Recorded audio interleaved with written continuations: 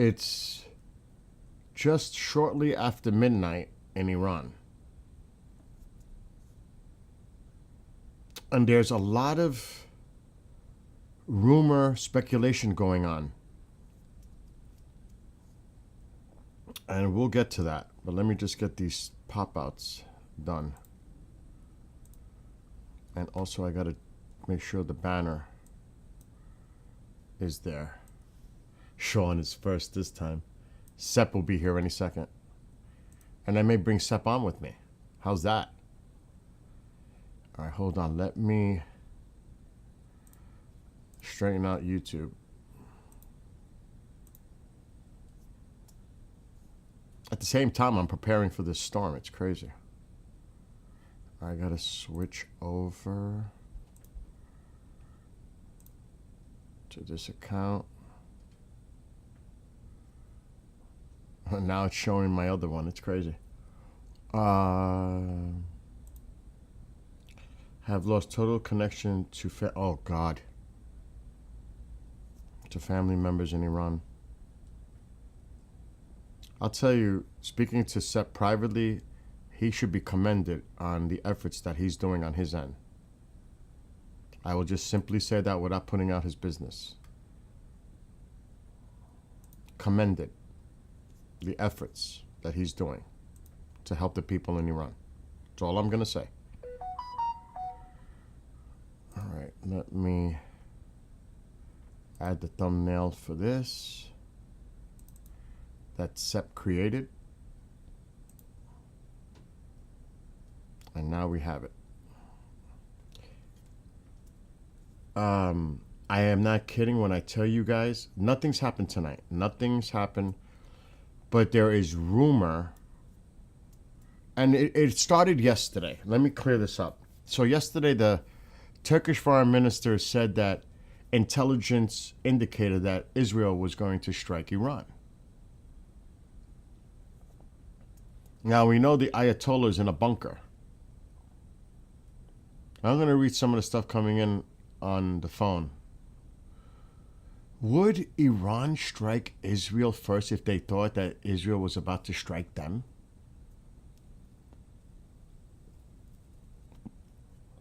I mean, use it or lose it mentality. Just, if they think it's imminent, would they not do a preemptive strike first? Is that possible? Is it probable? I don't know. It's a really interesting thing to think about. I don't think it's going to happen either. I'm not saying it is, but you cannot discount that as a possibility. That's all I'm saying. You never know. I think it would be crazy. But then again, is crazy normal? Or is normal crazy? I mean, when you think about it, the way things are, and I'm keeping an eye, obviously, on Flight Radar. It's after midnight now. It's after midnight. Alexa, what time is it in Tehran? Iran? In Tehran, it's currently 12:05 a.m. 12:05 a.m. Let me get this pop up so I can see what you guys are writing. What's going on? Oh, this storm is going to be bad. They can't play the victim card anymore, so the card is on the table. The most they would do, the most evil thing is to spread nuclear reactor waste. Yes, dirty bomb. To make it agriculture useless, but that's 1984 stuff. My friend told me last week that the dirty bomb was a rumor. Dirty bombs. But I talked to him today at length, privately, and he was telling about all the logistics that are involved. He goes, Bill, just remember, Venezuela took months to prepare. It just didn't happen overnight. And he was explaining all the things that were involved. He said, well, this is a bigger theater. And he was telling me how they would go after specific targets, IRGC, widespread, precise, numerous strikes. He says, Bill, this takes time. He doesn't think it's happening this weekend. He said, start watching out for next Thursday. That's what he said, Thursday, which is Friday for them, morning. Now, I don't know if they would do it on day of prayer or at the market's open, but he says keep an eye on because their Thursdays are Friday, our Thursdays, their Friday, so forth. So he thinks next week. Yeah, there's still some crazy airlines, but that plane that we noticed earlier was Russian, and it is in Russia now. So these flights, that's, again, probably the UAE. Yeah. It's UAE, Iranian,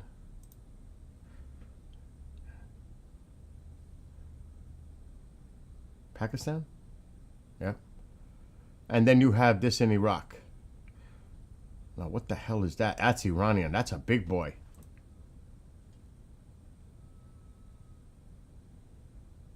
Coming from Turkey. That's a big boy. Passenger plane. So that's what you're seeing. Mostly Iranian planes. Really. And UAE.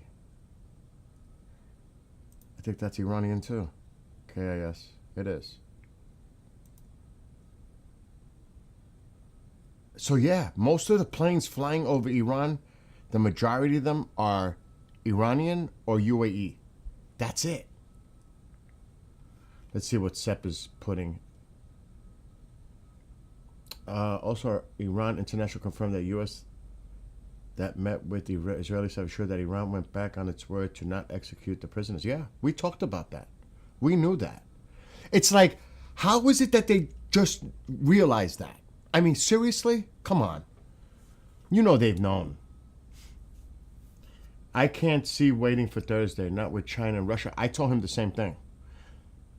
He told me some other things, and this guy is a contractor currently, and he's a vet pilot. He said, Bill, do you realize how decimated they were after the 12-day? Do you really think they're going to be able to defend? They didn't. He says they did not.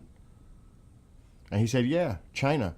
And then when I mentioned the same thing about China and Russia, he goes, well, it didn't work out too good in Venezuela, did it? It didn't help out in the first one, the 12-day. So what are they sending them? Good question.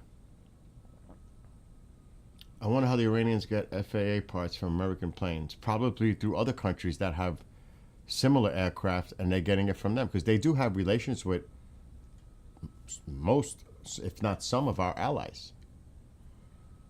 Look at France and Iran. Even the UK and Iran. And there's always the component of getting parts through the market. I don't think that's such a major issue, really. There's always a way. If you got the money, there's always a way. Amazon delivery. Oh my God. Let's see. Help is on the way after everyone is deceased, apparently. And the problem is that there are 5 million protesters that are around 40 million pro-regime citizens. Not everyone is against the regime. Correct. We had a few of them here. You're right. There's still quite a bit that support the regime. Absolutely. We've seen it here. And it's not in thousands. You're right. Just based on the law of averages and percentages, if you said 90% of the people are for independent, free Iran, that means 9 million are for the regime. If it's 90 million, 10%, it's 9 million people that support the regime. So yeah, literally, you're right. Just based on the numbers. I'm not saying it's 90%, but even if it was 95%, you still have 4 million that support the regime. So yeah, based on numbers, law of averages, recondition. Oh my God, you guys are starting already. What makes you say there are 40 million regime supporters? No. if there's the population of Iran is what? Say 90 million. I know it's a little over. Say 90. Say 90%. 90% support regime change. That still leaves 9 million people that may not. That's just the average. That's just the numbers, breaking down numbers. I don't think it's half the country. I don't think it's 40 million. And I think he said 4 million. And I know how many more people. I think it's coming. I personally think it's coming. I really do. And I know I've been saying that. I think a lot of us hope that it's coming sooner rather than later, because people are dying every day. And I don't know where I heard it from. I saw an interview with Pahlavi. I don't know which. This is recent from another network. I mean, didn't somebody say that there was like 15,000 that died in Tehran alone? So what do you think the numbers are across the country? 40,000? 50,000? I mean, seriously? How many people have been executed? How many people have been killed in hospitals, lying wounded and taken out right there? I mean, are we serious? I mean, what is going on? Are we just going to ignore what the hell's going on there on the ground? Are we? This isn't, it's mass slaughter. I mean, there's just no, this is a massacre on a scale that I have not seen that I can remember in my lifetime. And I'm not even kidding. In this short period of time, all these people, thousands and thousands, tens of thousands of people dead, hundreds of thousands wounded, who knows how many in prison, who knows how many executed. This is the worst thing I've ever seen.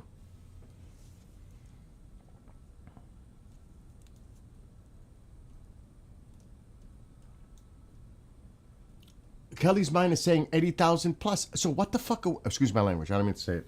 What are we waiting for? What are we waiting for? And like I said, every day that goes by, help is on the way. Keep on protesting. I'm going to rescue you. That's looking worse and worse and worse every minute, every hour, every day.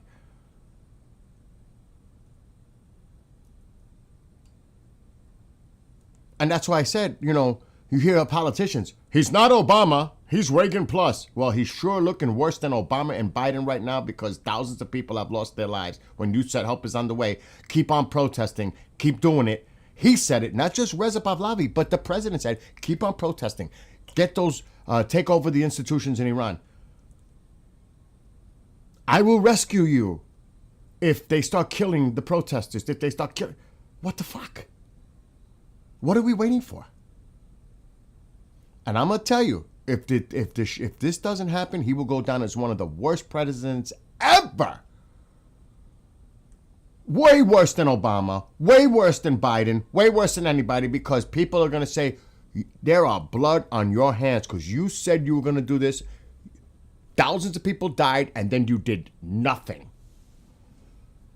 And that's just the reality of it. I don't care if you're pro-Trump, anti-Trump. That's just the reality of the way people are going to look at it in history.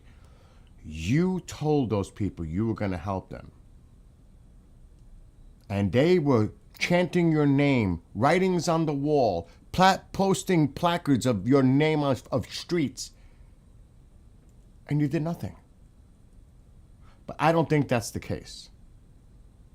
I don't. I think he's going to do something. You know what I'm saying? I think he's going to. But if he doesn't, what do you think? And then this is just now on a political sense. What do you think the people of Iran are going to think about the United States moving forward? Never to trust us. Forget about the politics involved. The people will never trust us. Ever, ever, ever. Never. They'll never trust the United States. The people. You lose the people, you're lost. You're done. Forget about the politics involved. Republican, Democrat, all that shit. Forget about that. The people will never trust the United States. I don't care who's in power. They'll never trust the United States again. Never. The people. You lost them forever. Not only that, they'll feel betrayed, and you might create extremists from that point of view. America let us die. I mean, I'm just saying. We got to think of that point too. So I don't think that's going to be the case. I think the president will act when he's ready. I do believe he's going to act. But like people said, when? It can't be another week. You know, people are dying. It's just so bad. What are we waiting for? We have to wait till we're ready. But aren't we ready now? Maybe not. It looks like they're still sending stuff in. So you could look at this. What I'm saying is, you could look at this from many points of view. And like I said, from a pro-Trump point of view, an anti-Trump point of view, the bottom line is this. You said what you said. You shouldn't have said it if you weren't going to do it. And then you shouldn't have reinforced what you said, especially it just changed. First it was, I will rescue the Iranian people if they start killing the protesters. We're locked, what do you say, locked, loaded, and ready. And then a few days later, help is on the way. Keep on protesting. He told them, keep on protesting. He literally said, keep on protesting. Well, what the fuck happened when they kept protesting? They were getting slaughtered. And then, if I find out that they executed anybody, they're gonna pay. It's gonna be very, very bad for them. Well, we know that they've been executing, but I stopped 836. Are you sure? Because they're fucking executing people left and right. Really? Who? I'm like, where is he getting his information from? Who is telling him these facts or so-called facts? Who's telling him? And that makes me worried about the people around him. Who's advising him? I mean, is he watching a specific news channel to get his information? The President of the United States? Is that what he's feeding on? Is he listening to his intelligence people? I mean, what the hell is going on? It makes me bug out. Like, now you realize thousands of people? Oh, I had to, you know, I could just see it. Well, we had to make sure it was confirmed. How much confirmation do you fucking need? Whether it's 5,000 that the regime, what did the regime admit to? Like over 3,000? And that's the regime. There's thousands right there. The regime even said it. There's thousands of rioters. How many? What's the number? Do we have a special number that we have to reach before we do anything to rescue them? Like you said, do we have a special number? Is it 5,000? Is it 10,000? Is it 20,000? What the fuck is the number? Oh, well, you said if they started executing people. Oh, but they stopped the executions. Well, contrary to that, you might have been told that line. I don't know who you're believing. That's also a thing with him. Who does he believe when they tell him stuff? Like, you believe that? Really? Are you that naive that you bought that? You really believe that? Because you got to remember, in the administration, there are people that are trying to figure out a way if there's a diplomatic solution to this. Oh, I hope she doesn't start with me right now when I just went live. What? What is what? This. Oh, that's the gift that this guy got me next door, the owner. Matter of fact, give me that. He dropped me off a Christmas gift that he had the time. I can't stand this stool. You gotta go over there live. Thanks. Vengo ya, virgen. But I mean, enough is enough. You can love Trump, you could hate Trump. That's not the point. The politics is not the point here. We're not talking about the politics involved. It's what you say and people react to what he said. He is indirectly responsible for what's going on in Iran because of the words he used. You may not hold him accountable to it because anything he does is forgivable. But this is unforgivable if he takes no action. I don't care if you're for Trump or against Trump. That has nothing to do with it. His words cost people lives potentially. That's the bottom line. And anybody can try to sugarcoat it or make excuses. There are no excuses here. None. Help is on the way. Keep on protesting. I will come to rescue the Iranian people. We're locked, loaded, and ready. If we find out they start killing protesters, well, they've been killing them in the thousands. I stopped the 800 and something executions. Yeah. And they said it's been canceled, not postponed. Wrong. They're actually executing people in hospitals right now, wounded, and killing them in hospitals. That's execution style. Ma, stop. I can't find my phone. You just had it. So this is not politics. This is reality on the ground, what's going on in Iran. Now, at the same time I say all that, I truly believe the president is going to take action. I do. I honestly think he will. Because he doesn't want to be in the same breath of Obama and Biden. Because people are going to say, you're just as bad, if not worse, than Biden or Obama. Because you drew red lines. You did it again. You did the same thing they did, but even worse, because now this is the most horrific mass slaughter of people in Iran since this regime has taken power. And you know he doesn't want to be in the same breath as Obama and Biden. So I do think he's going to take action. I do. You know, I'm just being realistic here. This is not about pro, anti, politics, this, ICE, that, this, you know, the typical talking points, you know, everything that goes on, the politics around everything. We know that. We're talking about what is actually going on in real time, what was said, what was the response, what is the actions, what is the lack of action, what are the consequences. That's what we're talking about here. The reality of the situation. Hey, sir. Not making excuses, not saying, oh, he's waiting for the right opportunity. Yes, all that is on the table. The word is objective. The word is being objective. Ma, please stop. I'm live right now. What is it? I want that thing, you know. What? What do you want? You know, I really, please, you know. She does this to me all the time. All the time. Que tú no estás busy. Thank you. I mean, we can go to his True Social and look exactly what he posted about this. Oh, I heard there are stampedes causing the deaths. I would like to know anybody here who's seen any video of people getting stampeded in the beginning that caused the deaths. I don't know where he came up with that. I don't know who told him that. I don't know what the hell is going on in some of the stuff that comes out. Because it's nonsensical. There could have been a few in the commotion when the people were getting shot up or tear gas or whatever it was. Maybe some people were trampled, but come on, or stampeded, whatever word he uses, stampeded.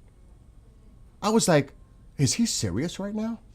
And everybody and believe me, Goldie's pro-Trump, Tussie's pro-Trump, and they shook their heads like, why did he mention people getting stampeded? They were even puzzled. They were shook like the SMH moment. Where'd that come from? It didn't even make sense. But like I said, all of that being said, because I'm trying to be objective and look at all the different perspectives and opinions you could look at this, I still think he's going to act. I mean, you're putting all the pieces in place.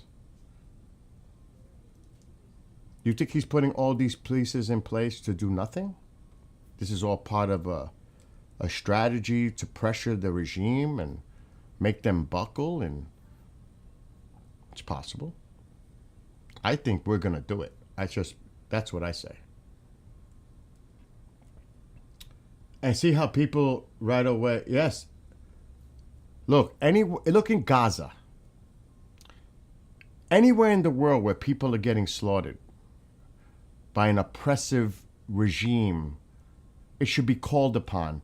The United States has always represented democracy across the world. We are the voice of democracy. Now, again, the politics, no wars, not our problem. Taiwan won't be our problem. Ukraine's not our problem. It may be that Iran's not our problem. And I get that perspective. I do. Nobody, I don't want to see our boots on the ground and people risking, no way. I don't want that.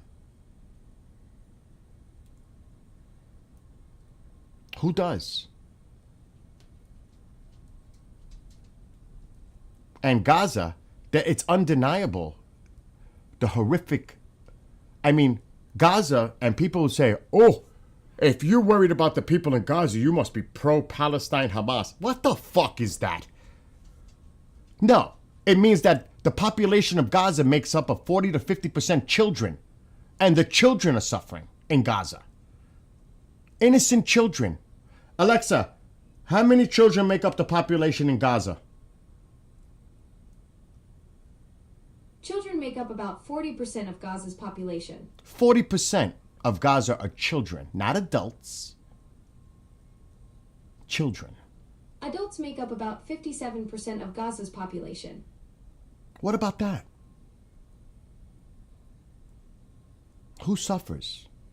What would you like to Alexa, know more stop. about? You can say that in so many different areas. But see, because of the politicization of it, you know, that's the whole point of it. It's almost like a diversion. Like a purposely done to try to change the topic and put it to somewhere else. Focus it on this. We're not talking about Sudan. We're not talking about Gaza. We're talking about what's going on in Iran, because that's where the major focus is. And yeah, there's ICE going on. There's a lot of problems here going on domestically. Obviously. But we're talking about Iran.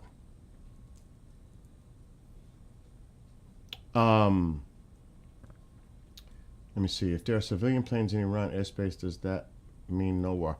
A lot of that air traffic that you're seeing are Iranian or UAE. I can't explain it, but every time something big is going down, I get a strange feeling. I tell my husband and warn him. Believe it or not, I've been 100% right. Something big is about to happen. Like I said, I talked to my military buddy who's a contractor. He thinks next week. That's what he told me about an hour ago.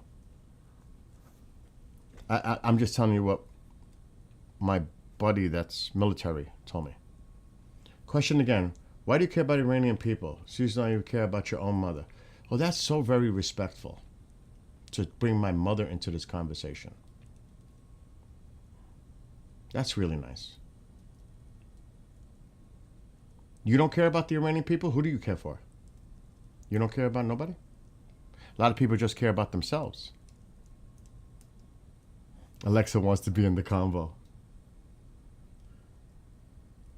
Was that for me? Haha, that's funny, Roy's world.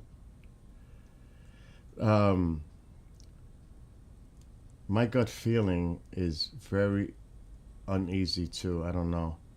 Like I said, I think Sunday. You mean Sunday morning? Well, it's Sunday morning now in Iran. It's after midnight. And see, that's part of the problem. We were talking about this yesterday. Things are so divisive and it's so difficult to have communication. Because remember yesterday we had people that were supportive of the regime in here, but we tried to keep it respectful. It's good to have a dialogue and communication, but it seems like over here it's so divisive that right away they go to attack you. They make it personal.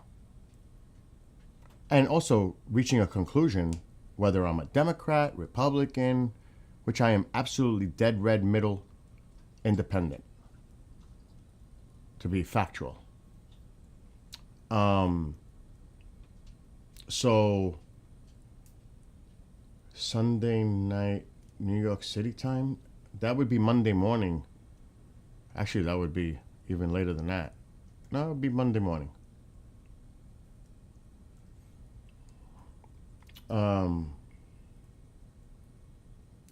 Yeah, I think, and I don't mean to be upset and disrespectful, but please do not bring my mother into the equation. That's a mistake.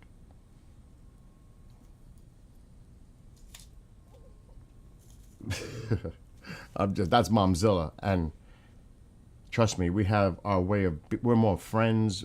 Mom, son is. Let's see. Another.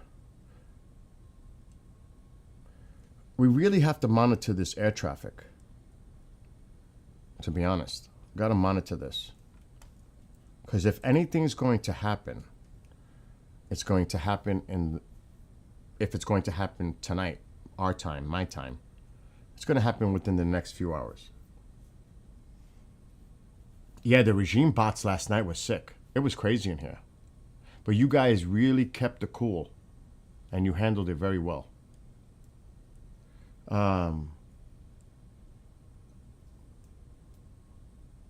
That's true too. You're right, fan. A majority of the independent, they do lean right. See, I used to be a liberal when I lived in New York City. Donald Trump was a Democrat. I've been living up here for 20 years. I started to move over to center because things here is different than in the city.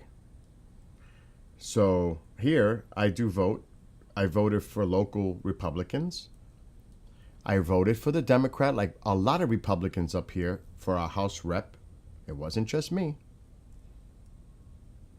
So it's different here in upstate New York. You know.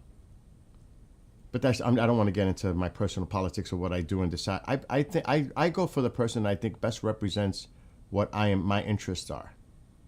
Because the big thing here, and I don't want to start this whole politic talk, because that's the last thing I want to do to bring this into a political thing. Lowering my taxes, because taxes here are just insane. Whether it's school, property, the homeowner's insurance is going crazy, and I don't know why, because we're not affected by storms like that, but all of a sudden our homeowner's insurance is skyrocketing, car insurance, everything's going up. Like, I voted for a Republican in the school district because he was all about, trying to fiscally be more control, less corruption, like that kind of deal. But I'm not going to get into the politics right now. Let's see. I'm a military wife, and my husband's over there to fight and keep people free and safe, and I'm very proud of him.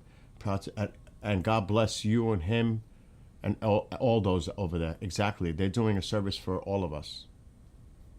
I guess that doesn't mean nothing, right? Dude, have you seen Khomeini marches in Pakistan? I have not. I don't know if anything's going to start tonight.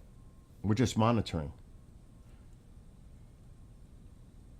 Does anyone remember last attacks on Iran? Wasn't the entire airspace closed? Are you talking about the 12-day? Because last week there was almost something going to go down, but it didn't. And they did close the airspace. Funny thing is the airspace really needs to be cleared out. Yes, Fan is right. You would think they would clear out the airspace to protect civilian flights. You would think. There's still a lot of activity here. There's still a lot in between. I mean, Tel Aviv is busy. You can see there's a lot of flights going from Jordan into Iraq. There's still flights in Western Iran, within Iran. So there's still a lot of activity out there. Civilian. Sepp is sending me. Exactly. Like Spider said, they're not going to do it with all those planes around.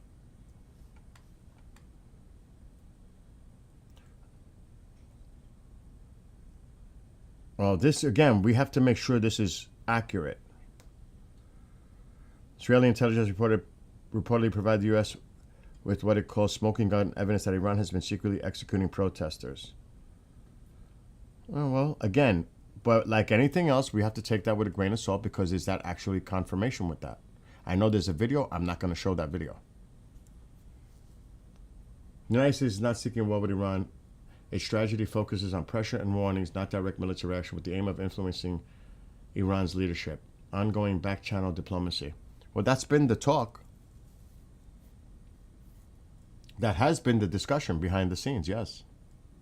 Witkoff has been involved. There's been others. But when do you say enough is enough on that? And remember, the president did say certain things, and they're going to hold him to that. Literally, the people of Iran are holding on hope to what he said to them.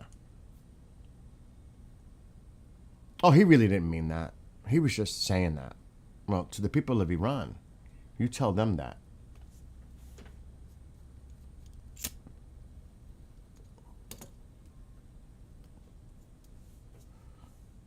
If that's part of the strategy, and you're telling people help is on the way, keep on protesting, and people are getting massacred, I don't know.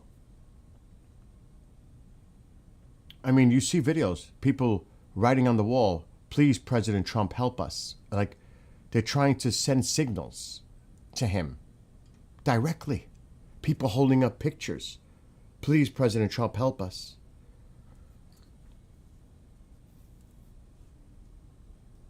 I don't know what you would say to those people.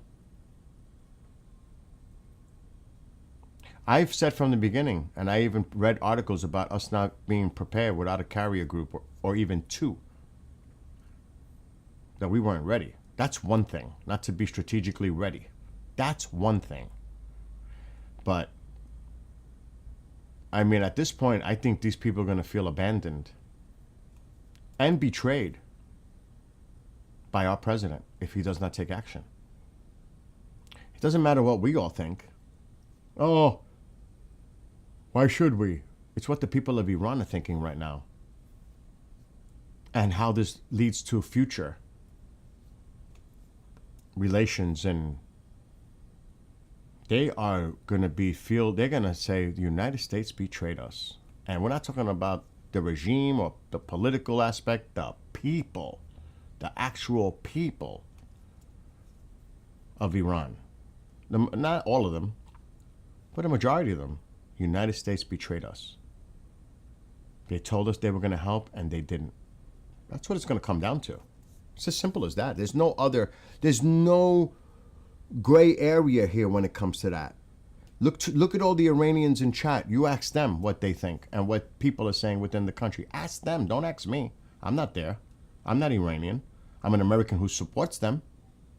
Just like, why do you support Iran? Why would I support anything? If that's the question, then what the fuck do I support? That is the stupidest thing I've ever heard. Why do you support Iran? You're not Iranian. Why does anybody support any cause? Because they're not of that nationality, of that ethnicity, or of that religion, or anything else? Is that how narrow and ignorant people can be? I mean, really? I mean, my God. I thought things were bad where people were so selfish and only cared about themselves, but that's like the worst. I'd rather be a hopeful and optimistic than a pessimist. United States, okay, I read that. It was like 2:15 in Iran when Trump attacked their nuclear. Exactly. Midnight Hammer. No, airspace closures. It's not looking good for tonight. I agree. It's not looking good for tonight. My friend, like I said, I don't want to call him because I don't want to bother him. And he's been involved for decades in the military. He said it's not happening till next week. If it happens. He told me that about an hour ago on a phone call. He said, not likely. If anything, if at all, it would be next weekend. That's what he said. I'm just telling you what he told me. That's just his opinion. He's not involved directly with it. I will tell you, without saying too much, that he has worked with Middle East nations, training them. That's as far as I can go. And believe me, you think all that equipment we sell to them, they got to be trained to use it, right? Who do you think they send in to train them? He's one of them.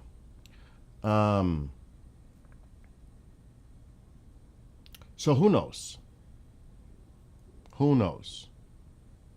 Exactly. You can only be hopeful and optimistic. There are people in this chat that have lost family members in Iran already.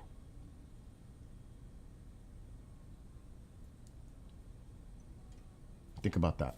There are people that come to this chat that are Iranian that have lost people already in Iran. Or are not able to communicate with their loved ones in Iran.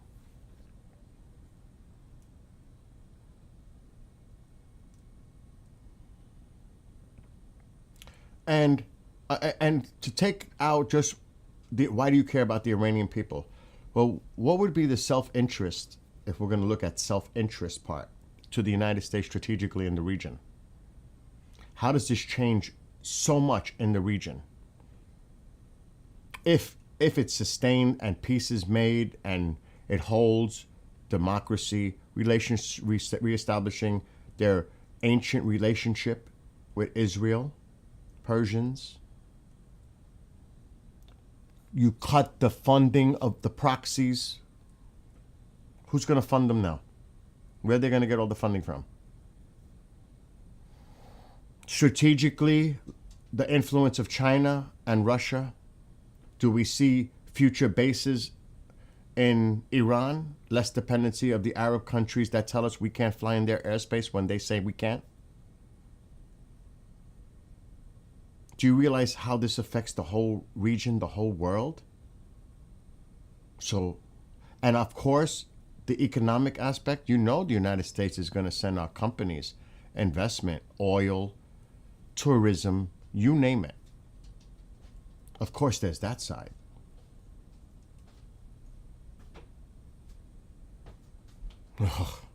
So, you know, there's a lot at stake here.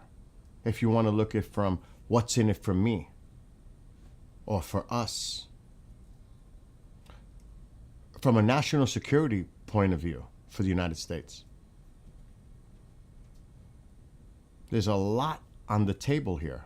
It's not as simple as supporting the Iranian people. That's the main priority, is to help these people right now. But who do you think is going to be given like open preferential treatment if we were to aid and help them? Because they're going to have to do this on their own. They're going to be the ones that have to actually take over and overthrow the regime. It's going to be the Iranian people. But who do you think, if it happens, God willing, who do you think is going to be the ones they're going to look as the ones that came to help? The U.S., possibly even Israel.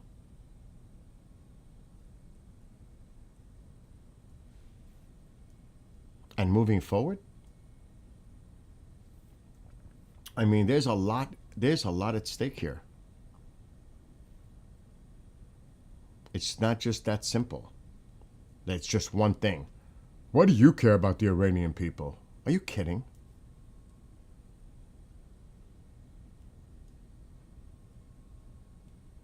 I mean, that's just like, what? Shit, I shouldn't care for nothing, right? If I told my mother the comment that was said, she said she will flip out.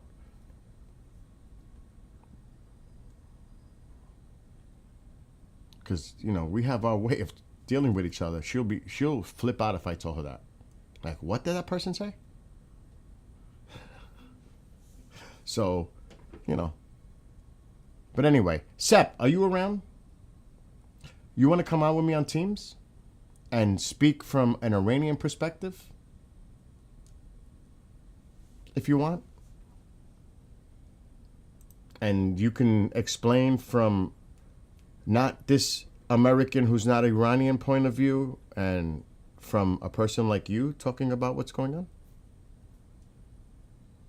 You want to come on? I wonder how much Iran is paying these Indian and Pakistani cyber bots to spread all these stuff. Clearly not much. And Yes, definitely Pakistan. India too. You're right. You're right. You're right about that possibility. All right, I'm going to get on Teams. I'm going to set this up. So we're going to bring Sep in.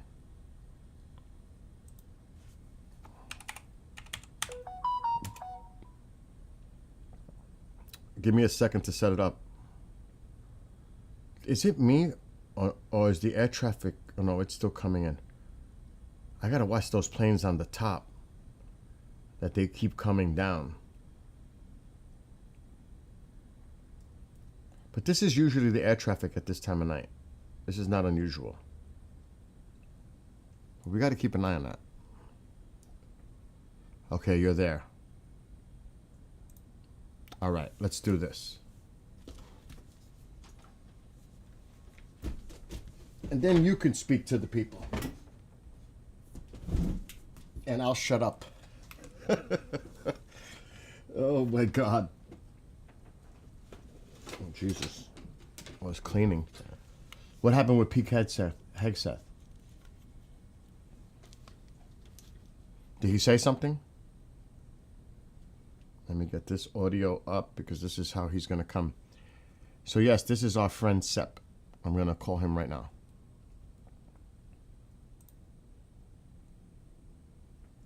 Okay, I'm not using a camera. The audio's got to be this. Allow.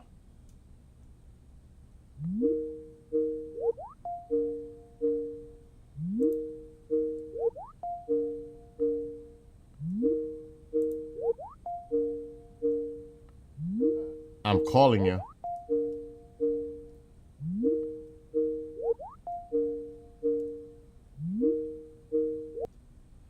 Are you there? Uh-oh. How come I don't hear you? Let me check my settings. I see we're connected, but I don't hear you. Let me just check my settings. Because it could be my end. Audio settings. The speaker has got to be the sound blaster. And No, I shouldn't have audio. no, you got it. There I got to set up my stuff on my end. Now can you hear me? All right. I can hear you now. Perfect. What's happening? It's a pleasure to speak with you finally. Thank you, man. Thank you.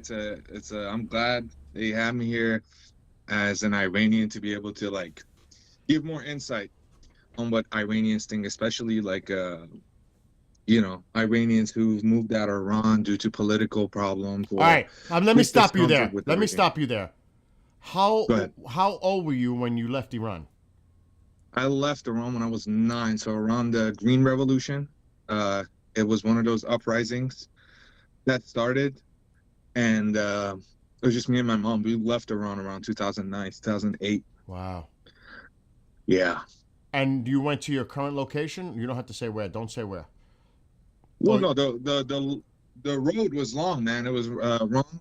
I happen to be one of those illegal immigrants. Sadly, most Iranians who happen to be political refugees are kind of forced to be illegal immigrants because there's no other way. You can't use your passport to just like get a visa easily because there's a lot of problems with that, or used to be. I don't know how it is now.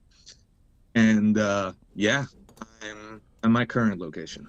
Did you go? You were very young, but I'm sure there are a lot of, and I'm just speculating that if you're Iranian, people right away think you're a terrorist. They think that you're not a person of, I would say, this dog is scratching in the background.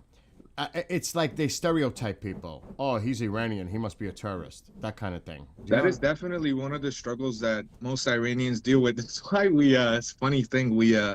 We say Persian instead of Iranian because there's a lot of like negative consensus attached to the word Iran. You know, either from people being ignorant, they assume it's, oh, you're from Iraq.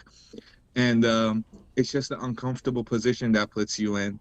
So there's definitely, amongst Iranian, there's definitely like a identity crisis, I would say. Yes. Because we're trying to dissociate ourselves with the current regime because they control the media, everything that you see about Iran, they control it to some extent. And people who were outside of Iran for many years, they would be quiet.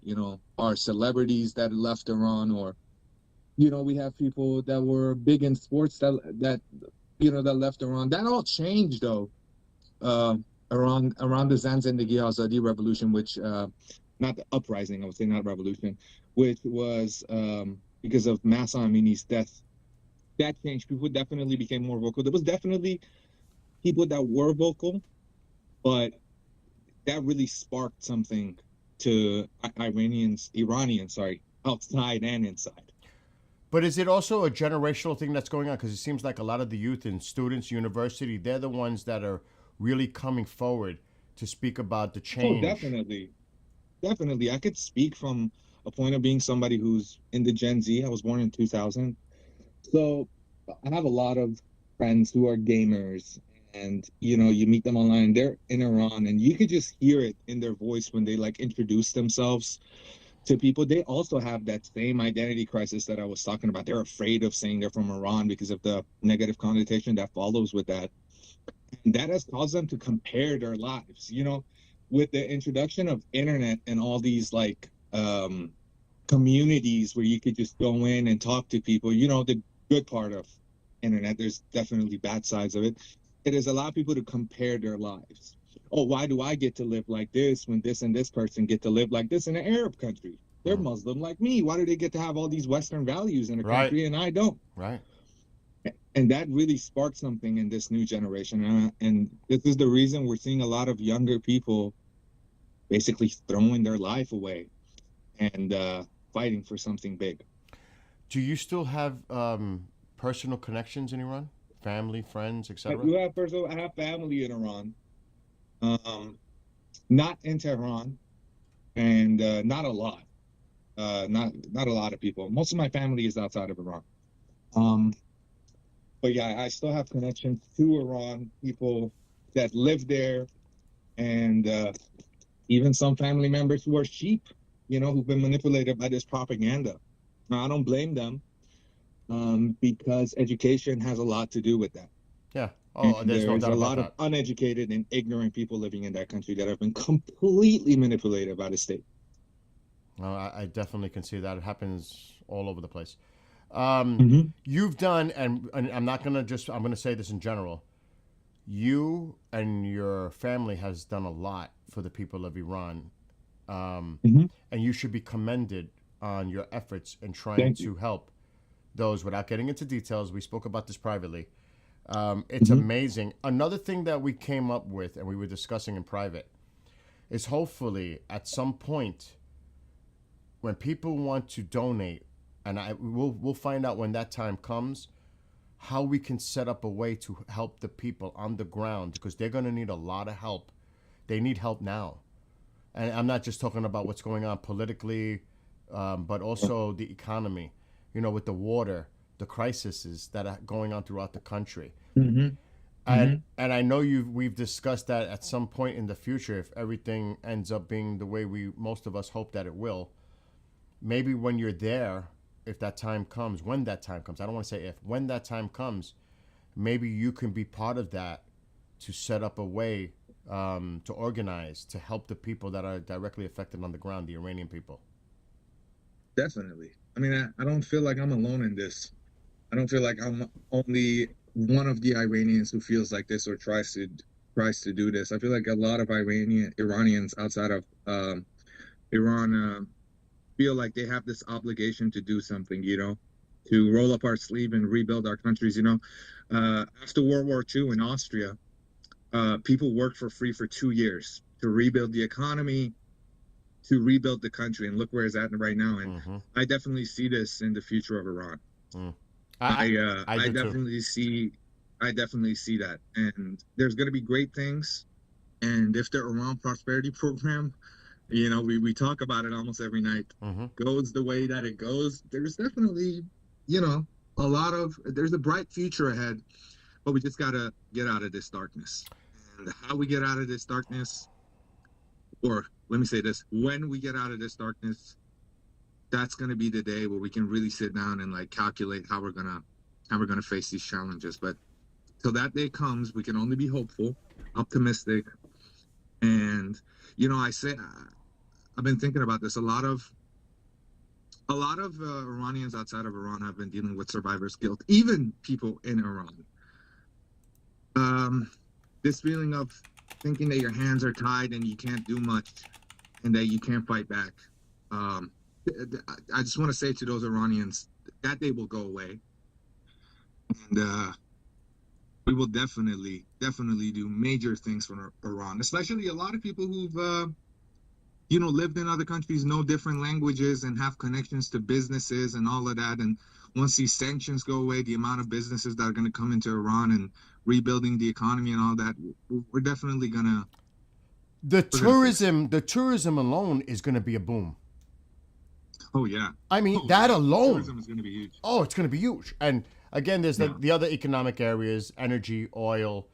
And there's also going to be investment to, like I would think, like I'm just going to use this as an example. I'm not saying this is going to happen, but we're going to send the Army Corps engineers to help figure out maybe how to get the water supply working again and underground, try to get underground wells and to try to help the people. So there's going to be a lot of investment. There's going to be a lot of investment in Iran. And Iran does have the resources. It's not like Iran is a poor country. They have the economic, they have the money's underground. It's right there, obviously. So, and a lot of people are going to look to, monopolize on that as well. And that's why I think Reza said it right. It's going to be managed fiscally with sovereignty, with respect. And he's willing to work with all nations. He's not saying, oh, it's going to be exclusive. Because he was asked in an interview, what about your relationships with China and Russia? Well, we're going to have equal fair trade with them too, with everyone. He said that. So let me ask you this question. And I don't know about your family. Was your family, and I like without getting too personal, do they remember the time of the Shah before the Islamic Revolution? Of course. And what would you say to people about that? And because everybody says, oh, he was a dictator, blah, blah, autocrat. What would you say about life in Iran prior to 1979? I mean, I think we need to zoom out a little bit and just not look at Iran in those times. We need to look at leaders all over the world, even today. Look, every politician, every leader is subjugated to some sort of criticism, and not all people are going to agree with you. Looking at Trump, he might have had the popular vote and he might have became the president, but there's a lot of people who disagree with him, right? But one thing that you need to keep in mind is that after the Shah was removed, a lot of these, media that we see today, BBC, CNN, back then, they genuinely went on a campaign to tarnish his name and his legacy.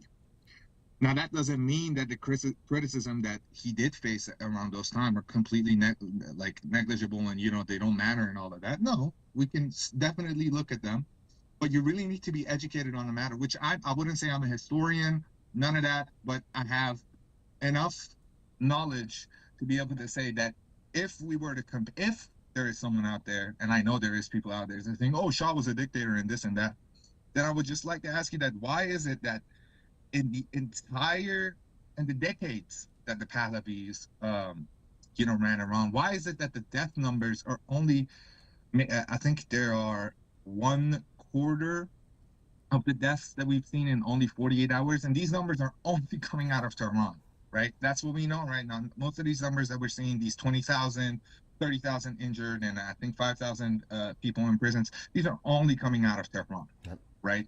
We don't know the exact numbers for the other provinces, for other cities, and all of that. Yep.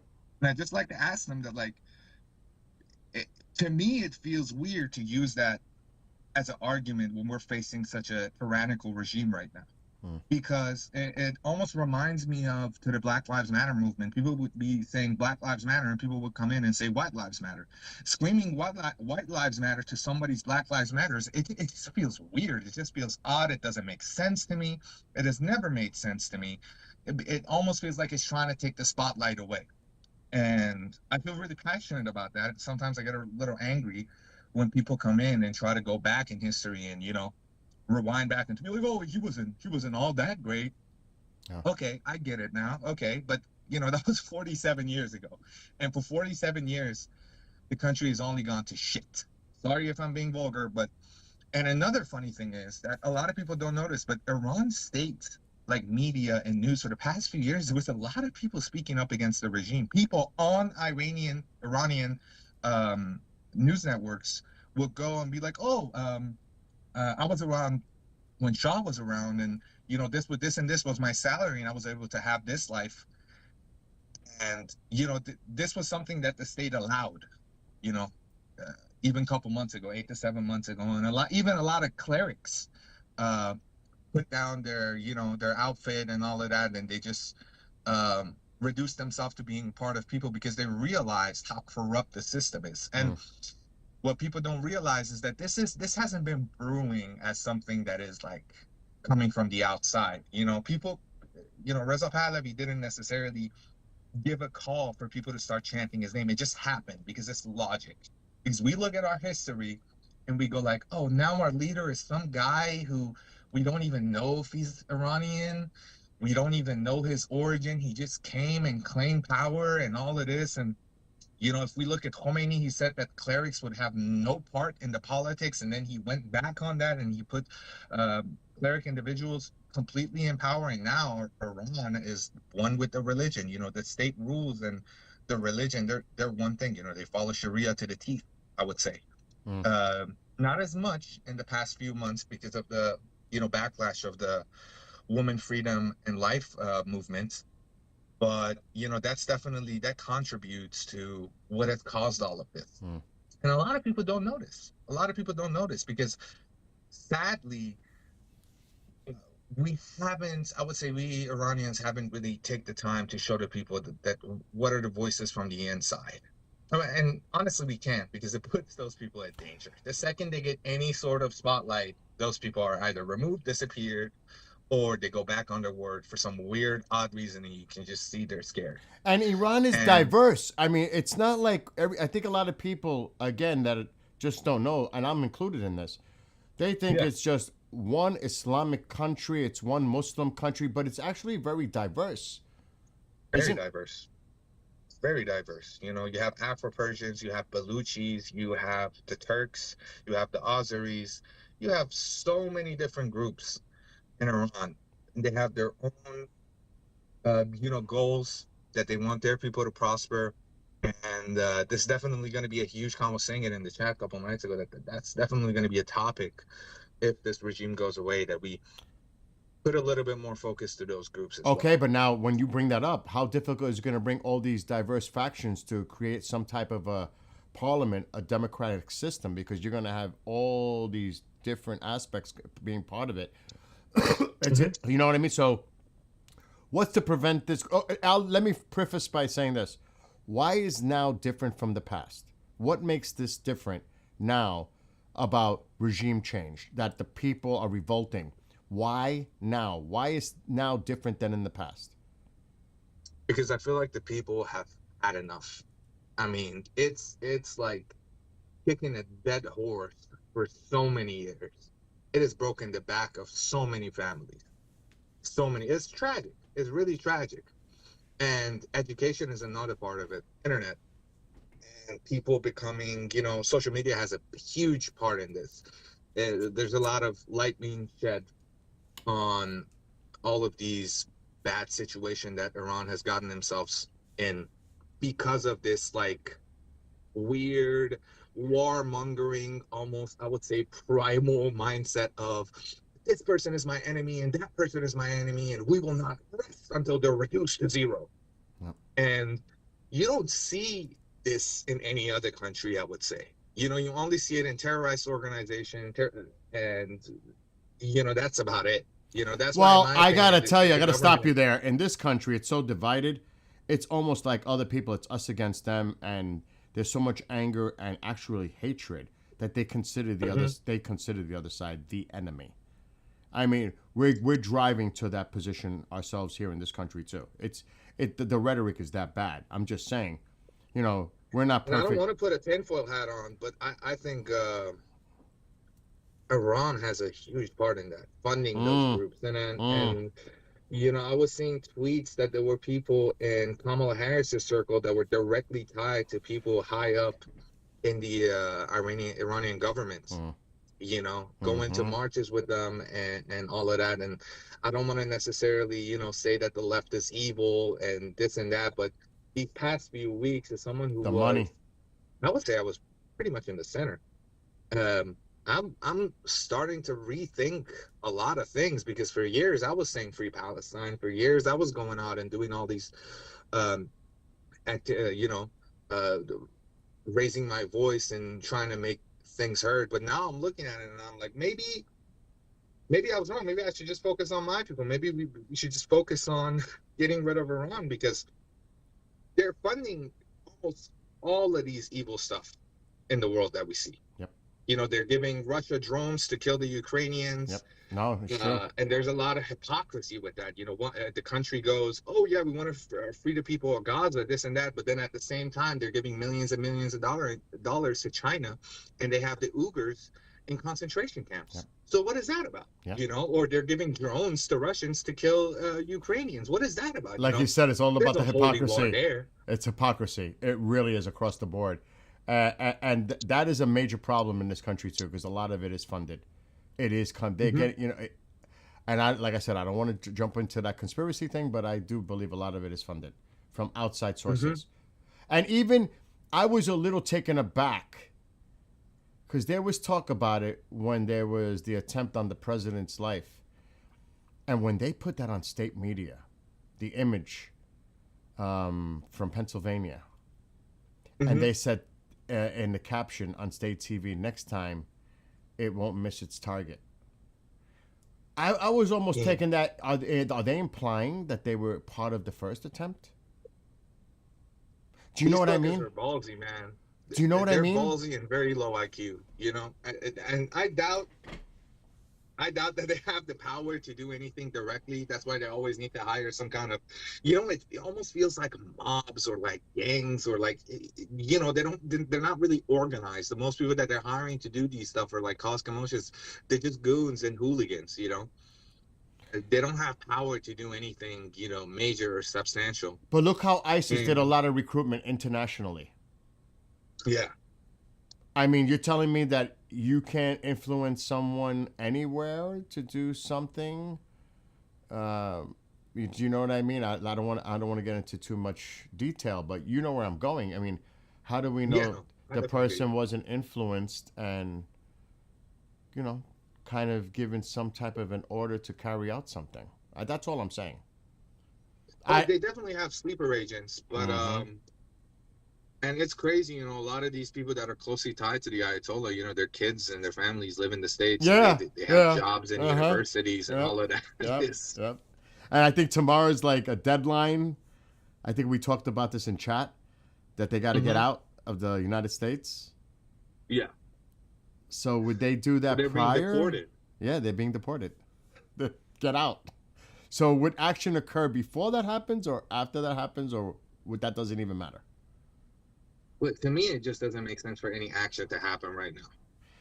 I as agree. much as I would love it to, I'm just looking at things mathematically. I'm just looking at things like logically. Yes, me too. You have Witkoff and Kushner in Israel right now.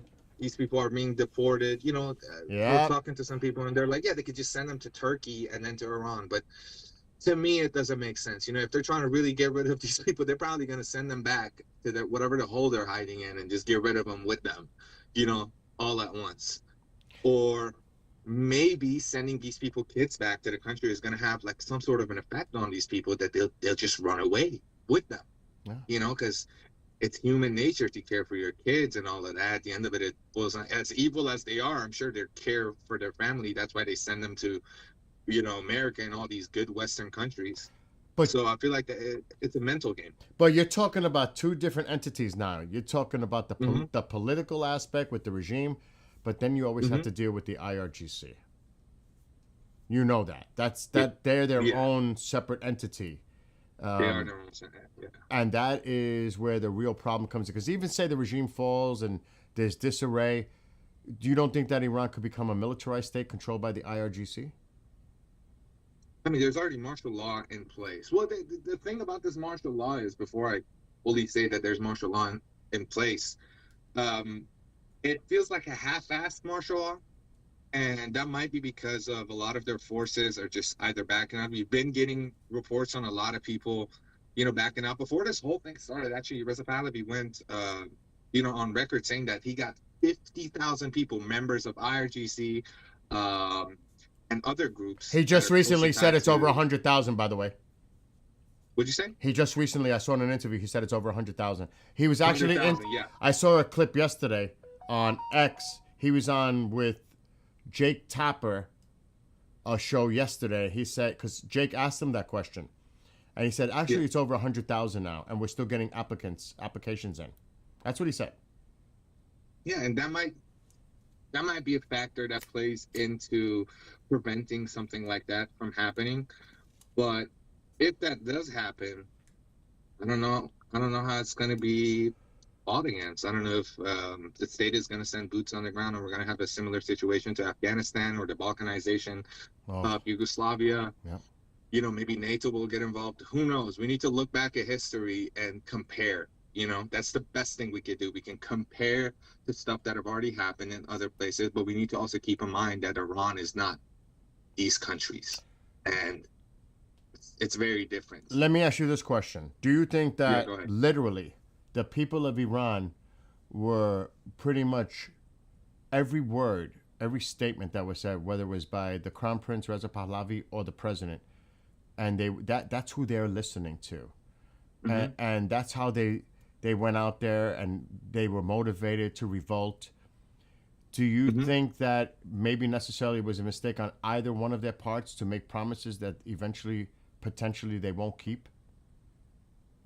Well, for Reza Pahlavi, I can say no. For Trump, that's a different thing, because the people didn't go into the streets and call out Trump's name because they wanted to, but they did do that for Reza. Yep. And he stepped up. We got to keep in mind that he stepped up and said, "Oh, I hear you. You're chanting my name. That's why I will step up." But yeah, there's a lot of criticism saying that Trump is almost trying to take the spotlight away from Reza Pahlavi and trying to put it on himself to make himself seem like a savior and all of this and that he has more control. He loves to be a liberator, and maybe he will be, but that's definitely something that we need to keep in mind, that for Trump, I could definitely see some criticism coming if nothing happens. And that it's going to be brutal, man. People are going to change their entire political stance towards him. And I don't think that's a good thing. Yeah, I agree with that. That's my concern. But I still think that he's going to act. I'm just saying my own personal opinion. I think he's still going to act. I mean, I'm not saying tonight. I'm saying in the next upcoming weeks, days, I think he's going to act. Because like I mentioned earlier, he does not want to be in the same sentence with Obama and Biden. No way. So that alone, and especially with the rhetoric, he's now starting to pay more attention to the rhetoric that's coming out of Iran. It looks like they're making him aware of some of the things that are being said. Not that that means much, because rhetoric is rhetoric. It goes from all sides. But I honestly think he is going to act, and it's going to be in coordination. You can see the UK is getting involved now with support logistically. You're seeing Jordan is playing a major role in this. I'm sure Israel is kept in the loop, and Israel's being really quiet right now. You're not hearing much coming from the Israeli government, because they're all waiting to see what Trump will do. That's what I think. They're waiting to see what the president decides here. And I honestly think that, and I'm not sure, I cannot confirm this, but I think there may be another carrier group in the Mediterranean. That's the rumor. There's another one there. So I think... we saw it yesterday, right? With the NATO plane and everything circling around it. And the same area. Yeah, definitely. I'm not really well educated on like military warfare and all of that. And like neither am I. I'm just an observer. That's all I am. Yeah, but if we just do 1+1, they're definitely moving stuff. And like you said, a president is not going to spend all this money moving people, moving chess pieces just to do nothing. It might be a scare tactic. There might be things in the background that we absolutely have no, there is stuff in the background that we have absolutely no idea. Exactly. And we just have to wait and see how this plays out. But You know, until that day, the best thing we could do is be hopeful, optimistic, and try to, you know, make sure that these people are heard. And that's the most important thing, you know, that thankfully, the, you know, media is reporting on Iran almost daily. Not as much as I would like to for them to do. I would like them to do way more. And, but we're going towards a good direction. But right now, with everything that's going on in the world, you know, it still makes a lot of Iranian uneasy that all this stuff happening around the world is just going to take the spotlight away from what's happening in Iran. And The that's one media, thing that they're concerned the with. media, a lot of the mainstream media is a big. That's a big responsibility on their part. That's what they do. Because I like right now, I bet you everything is on TV is about Minnesota, ICE, all this anti-ICE. Depending on what platform you look at, yeah, they're spinning it however they do it. A lot of and the storm that's going on, but that doesn't mean that the president, you know, I'm sure he's got his hands, you know, he's got his hand in a lot of cookie jars at the moment, but that doesn't mean he's not paying attention to what's going on in the Middle East. That's, you know what I mean? He knows. Yeah, but it's not a one. We have to keep in mind it's not a one-man army. He definitely has a team. There's other Exactly. people. Exactly. You know, we just have to look at it realistically. But I don't know, man. I don't know. I'm hoping to see something in the next couple of hours. I saw on Twitter one of someone that I has been reporting on stuff reliably said that a lot of Jordanian media is saying that stuff will happen within the next few hours. Really? I'm looking on your stream. Yeah, Shin. He is an Iranian. He's very well versed on you know, military warfare and how that works, and you know, he has a lot of knowledge on that, and he's been reporting on, you know, a lot of people do doom posting on Twitter as of late. In 6 hours, in 4 hours, tomorrow we will see, tonight is it. I hate that. I Bill, that makes my blood boil because I know that they're engagement farming, and to engage Yes. engagement on something like this is disgusting. Yes, there's rage baiting. There's all kinds of stuff going on. Oh, it is off the. You saw like a lot of people that are in this chat were here last night. The things that were going on. You could see what, and then I heard today somebody told me in the chat that same person went to another live podcast of somebody else and was doing it there. So they're purposely targeting certain platforms that are pro Iranian people. Not, and you know, and you see it. Here's a tip to the viewers in the chat: when you see someone like that, just click on their profile and just go view channel, right? See the videos they've liked, maybe the videos they posted in the past. A lot of these, you know, regime bots are really stupid. They're very, very low IQ. That's why I'm wondering, like, how much are they paying these people to put the? Are they even paying these people, or are these just low IQ people that just want to belong to something bigger than them? You know. Or I don't know, they're just doing it for the sake of like getting a cheap laugh. I don't know, because I truly can't believe someone could be this stupid.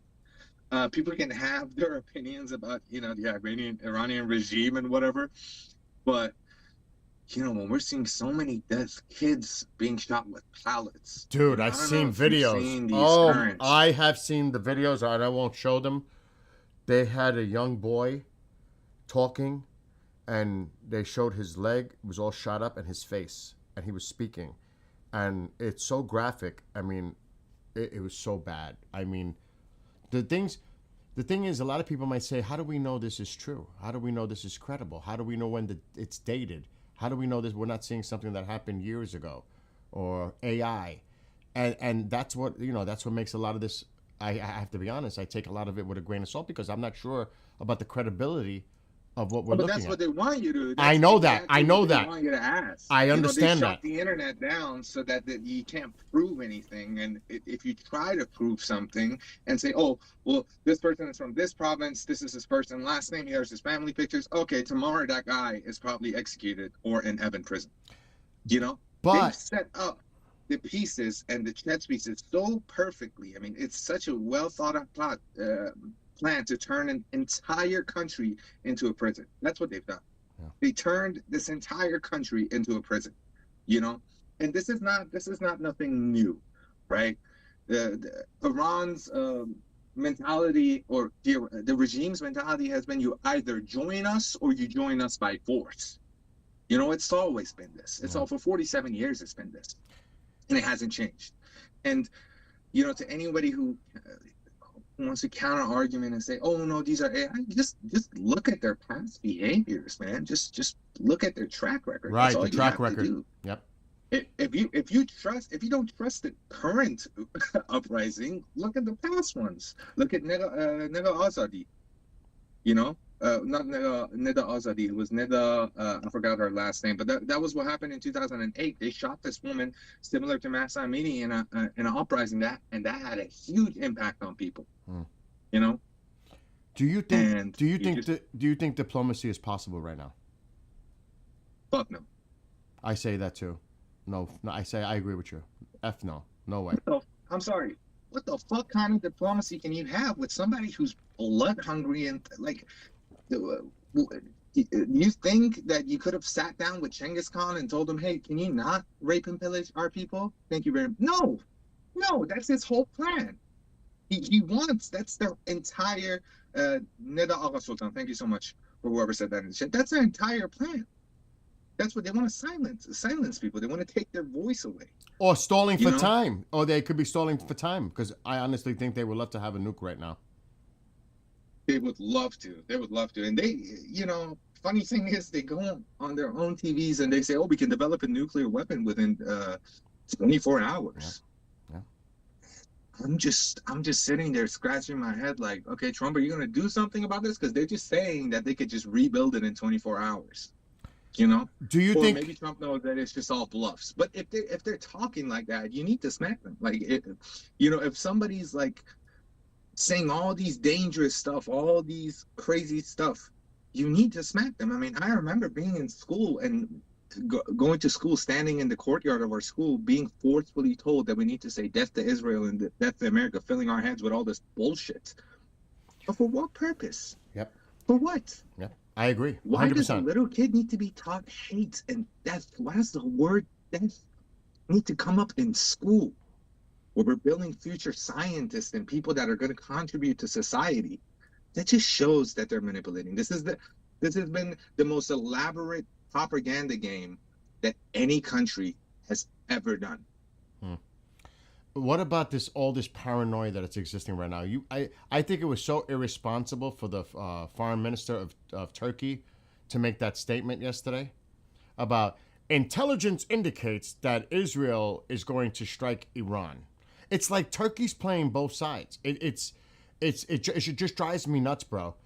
And it has always played both sides. Oh my God! It's like for real. Western values. For real. I'm like.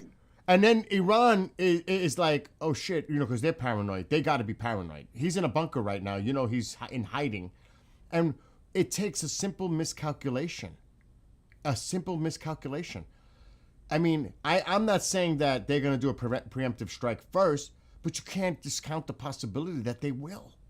You can't take that out of the picture here. I know it's a very low likelihood, probability, but you cannot discount the possibility that they say, oh, screw this. We're going to launch a preemptive strike. It's use it or lose it mentality as an act of desperation. We're going to take out Israel. You know, we're going to make sure we take them out. If we're going down, they're going down with us.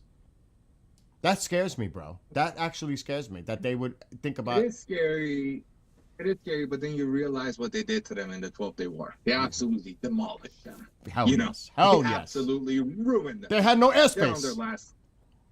Yep. They were flying at will. The Israelis were flying at will all over the country. Yeah. Air superiority, completely. And Israel is saying that they can take 700 up to 700 ballistic missiles from Iran. So they're saying, hey, man, come on, test us. You know, fuck around and find out. Let's see what happens. And I feel like this might be some kind of, like, again, I'm not, you know, I haven't studied this. You know, I have a master's in audio engineering, and that's about it.